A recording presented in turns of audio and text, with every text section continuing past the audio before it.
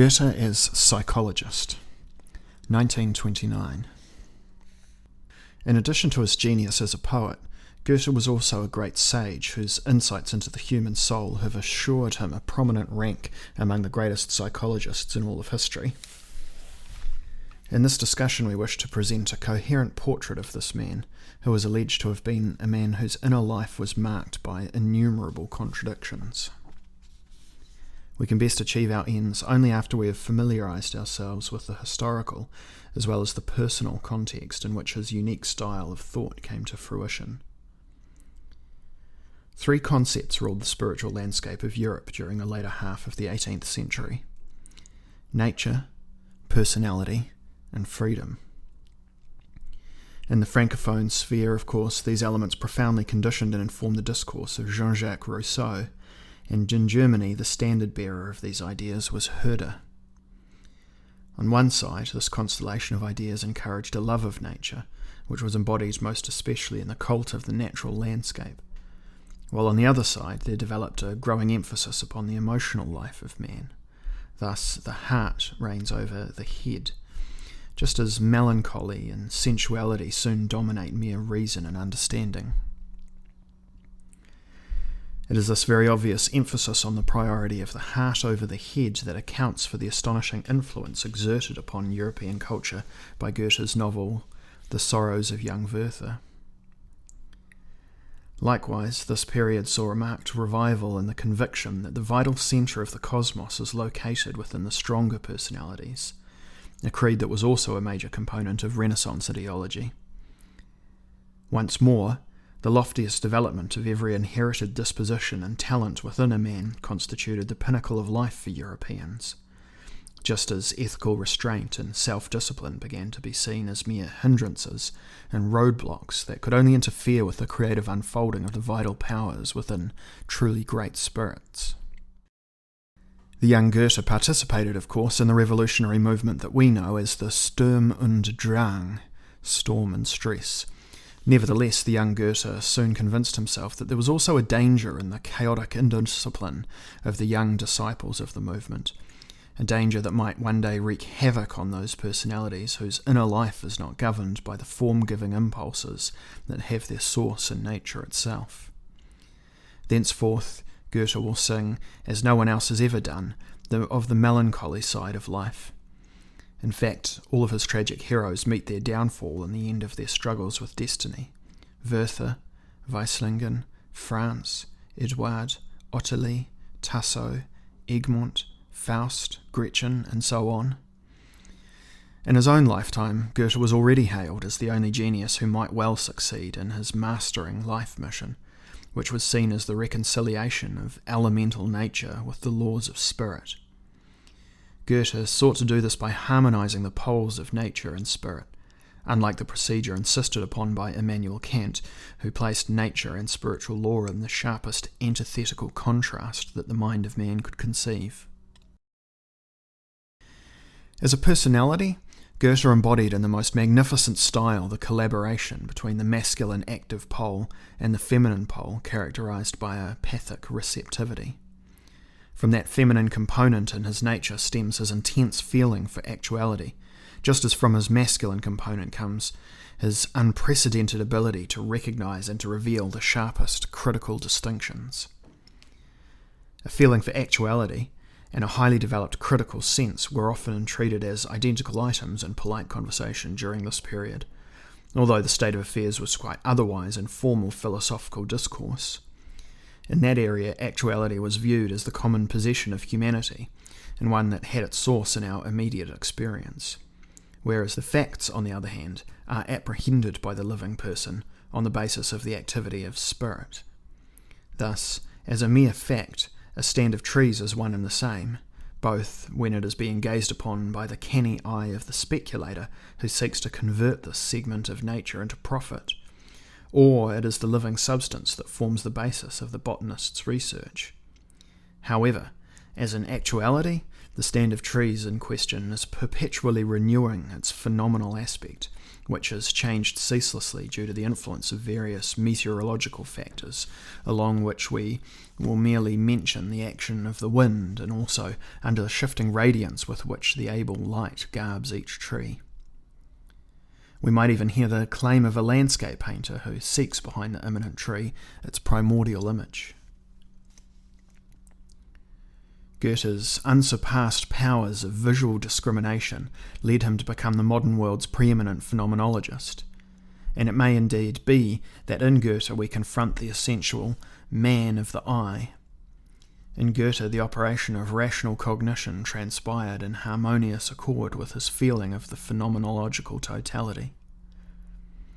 Spiritual cognition and perception of the world image is an immediate and indivisible event, an intuition of fresh revelations communicated from the world without to the world within.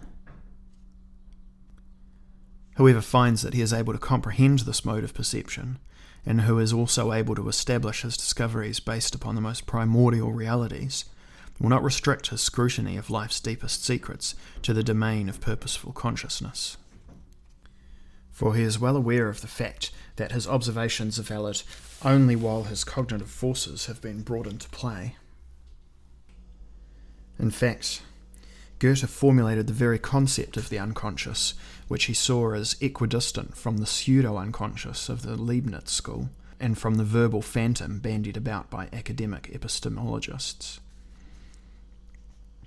Goethe demonstrated that the unconscious was also not the working out of persistent physical processes within the organism that have merely eluded our notice, but rather processes that reveal themselves in talented individuals as well as in the highly trained. For the unconscious was the very foundation upon which nature erected herself, to the precise extent that nature transmits inspiration to the conscious mind. Goethe called this unconscious power the daemonic, and he says of it that every great thought that bears ripe fruit and leads to profound effects stands far removed from the mind that would seek to control it. Man should look upon the harvested fruits of the unconscious as an unexpected windfall bestowed by heaven above. It is our affinity with the daemonic that makes its advent seem something utterly overpowering, as it were, and often convinces an individual that this force arises from his personal impulses, whereas its primal source is actually in the unconscious substratum, a region over which, as we have seen, he exerts no control whatsoever. In another place, Goethe asserts, "The daemonic is the force that is immune to the ministrations of rational processes. It does not always reside within my nature, although I am frequently overwhelmed by it." At one point, Goethe goes so far along this line of speculation as to insist that the unconscious is synonymous with life itself. Man cannot abide for very long in the conscious state, therefore man must often yield himself to the impulse that lures him ever deeper into the realm of the unconscious, for it is there that man has his deepest roots. Far more significant than any evolutionist's conceptualization of the unconscious substrata of life is Goethe's scornful dismissal of the virtues of excessive self-observation.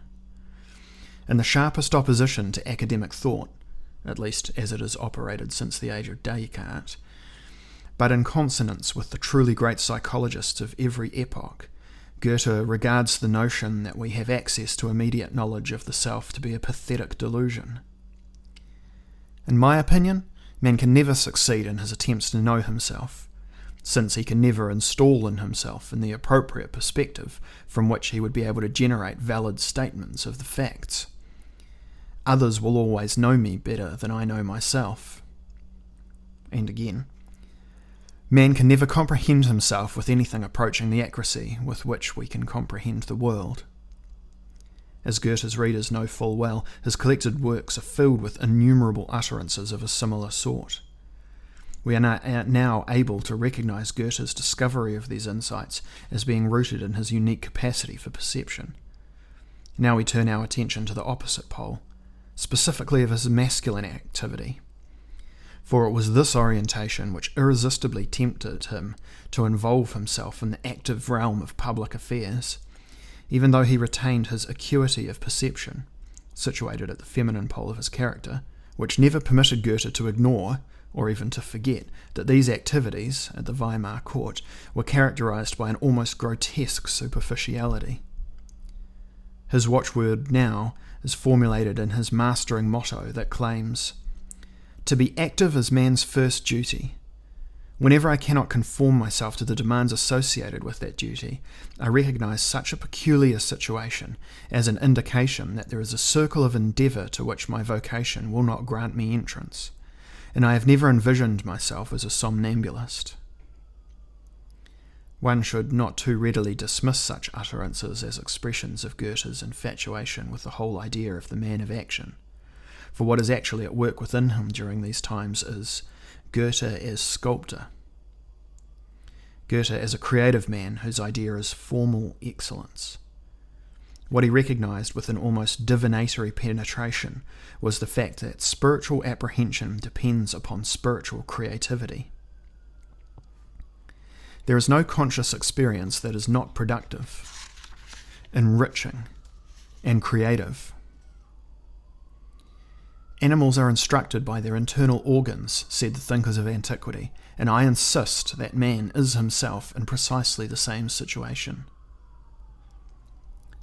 This realization introduces us now to Goethe's representation of the genius, one whom he regards as the bearer of a unique fund of creative power that, in its turn, arises from the foundation provided by the self-renewing vitality of the genius. It is without connection to the management of our business affairs, just as it is unrelated to our relationship with fine art. Creativity exists, in fact, quite remote from the quotidian round. The only exceptions to this rule come into play when our thoughts, our connection with other people, and our deeds themselves enhance life itself. The person to whom we apply the name genius demands precedence before all others with all the irresistible force of eternal youth, for in him youth is a perpetual renewal of vitality that bursts forth like a volcano, intermittently erupting with the hot powers of perfect youth. At such perfect moments, Goethe tells us he experiences a renewed puberty. These insights were to inspire the meditations of the German Romantics in subsequent years, and it would be the Romantics who were able to discover new territories for psychology, although their findings, sadly, have never been properly worked out due to the contemporary academic psychologist's superstitious faith in the all-creative power of spirit. It is crucial to our exposition that the reader understand precisely how significant a role Goethe's marked will to form played in his perception of and reverence for the full wealth of the soul inhering in a significant human character. Likewise, Goethe was, of course, completely justified in his recognition of the iron limits set by nature, not merely over personal volition, a matter of quantity, but also, and perhaps more significantly, over the idiosyncrasies of personal, critical judgment, a matter of quality. No person can perceive with his senses that which cannot be grasped by the character. The French think precisely as they do only because of the character with which they have been endowed. Our own position as in any meaningful ordering of rank is utterly and completely predetermined. It is a false belief that inspires those who claim that the glove will always grow large enough to accommodate one's hand satisfactorily. As we must agree if the glove in question is crafted out of iron, for iron has an immanent shape. It is more correct to say that the fit is determined by the inherent characteristics of the person who is inserting his hand within the putative item. This vibrant consciousness of the iron fatality that rules our destiny is notably expressed in the first of the Orphic words.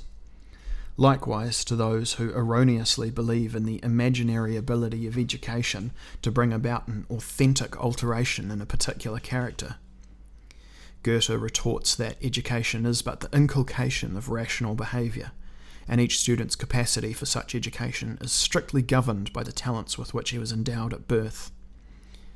If outstanding capacity is a predetermined endowment, there will inevitably result the formation of an individual who is fated to achieve creative excellence in his life. While the Romantics, and later still Nietzsche, awaited the loftiest of life's joys in those moments when an ecstatic repression of limitation of the ego had been achieved, Goethe's own limitations were never more clearly expressed than in the quatrain in which he affirms this very limitation. Commoner and prince and hero lived and died in every age.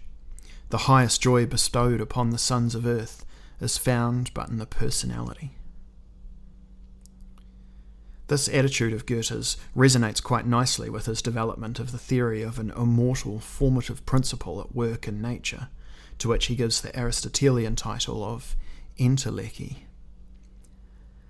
Just as intimate contact with a unique life may well draw lesser mortals into its gravitational field, as it were, within which these individuals find that they can actually prosper under this beneficent influence, such individuals can only be comprehended if their living context is borne in mind. The result of the process to which we refer was in fact the development of the Goethe-type character as it transpired in the socialized personality. To us, no one can surpass Goethe in the global treasures of richer, gentler, and noble vitality, from which all disturbing and painful emotions have been excluded in an ongoing synergistic potentiation of both the society as well as the individuals that comprise its components. Goethe became the most prominent apostle of good Ton, proper social behaviour. In 18th century Germany, the most rigid adherent of the strictest morality that, ironically, would subsequently encourage the rise of the moralistic rebel to the stature of a significant force in history, for eventually the West's codes of law were inspired solely by a purely human conception of eros. In the end, therefore, we must avoid any suspicion that there is even a trace of irony when Goethe, in his latter years, proclaims such platitudes as, "The proper study of mankind is man."